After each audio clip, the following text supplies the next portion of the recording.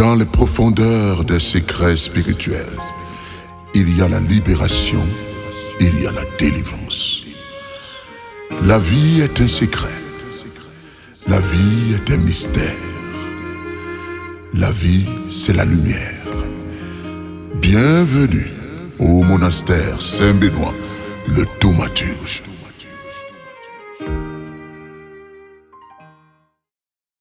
Avant l'heure, c'est l'heure. Pendant l'heure, c'est l'heure. Après l'heure, ce n'est plus l'heure. C'est l'heure de développer la lumière de cette vie dans le deuxième commandement. Le deuxième commandement qui est semblable au premier, qui nous amène à l'amour de Dieu, à célébrer la grandeur de Dieu, mais surtout ici, à valoriser Dieu dans toute sa dimension. Le deuxième commandement qui dit « Tu ne prononceras le nom de Dieu qu'avec respect ».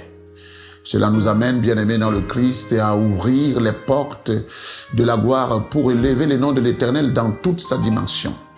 La dimension de la création et d'autres dimensions aussi. Savoir mettre Dieu à la première position nous permet d'entrer dans sa gloire et toucher les merveilles de sa lumière. Rappelons-nous ici que c'est Dieu qui a créé toutes choses. Il est capable de nous élever comme il est capable de nous rabaisser. Il peut faire de nous ce qu'il veut, nous mettre au sommet et nous mettre en dessous de notre pensée même. Dieu est capable de nous délivrer de toute action, de toute négativité, de toute domination. Il est capable de nous donner ce que notre cœur désire. Ici, c'est le commandement qui est semblable au premier. Le fait de lever le nom de l'Éternel, bien-aimé dans le Christ, attire son attention vers nous. En tout cas, la Bible le dit d'ailleurs. Revenez à moi et je reviendrai à vous. Cela nous amène, bien-aimés dans le Christ, à entrer dans cette gloire et à être libérés de tout échec. Si Dieu est pour nous, qui peut être contre nous? Élevons donc le nom de l'Éternel par le deuxième commandement. Tu ne prononceras le nom de Dieu qu'avec respect. Le fait parfois de parler de Dieu à tort et à travers, parfois des comédiens qui parlent de Dieu comme si c'était un objet. Interdiction à toute personne qui joue avec le nom de l'Éternel.